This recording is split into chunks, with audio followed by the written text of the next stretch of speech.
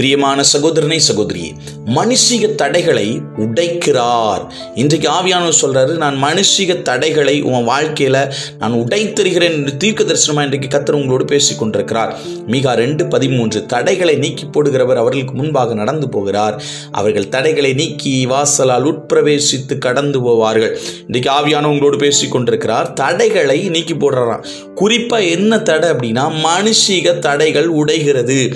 என்னென்ன சூழ்நிலையில யார் யாரு கூட என்னென்ன பிரச்சனைகளோடு தடைகளோடு மனுஷர்கள் மூலமாய், ஒருவேளை குடும்பத்துக்குள்ள, இனஜன பந்துக்களுக்குள்ள, வேலையில, நம்முடைய சூழ்நிலைகள்ல, வெளிநாட்டு போறதுக்கு, அநேக காரியங்களை செய்யறதுக்கு, கர்த்தர் நம்மளை உயர்த்துறதுக்கு, எங்கெங்கெல்லாம் உங்களுக்கு ப்ரமோஷன் வர்றதுக்கு என்னென்ன மனுஷிக தடைகள் இருக்கிறதோ அத்தனை தடைகளையும் கர்த்தர் இன்றைக்கு உடைத்தருகிறேன் என்று சொல்லி தீர்க்க தரிசனம் உங்களோடு பேசுற சகோதரி உன்னோடு தான் பேசிட்டு இருக்கிறாரு.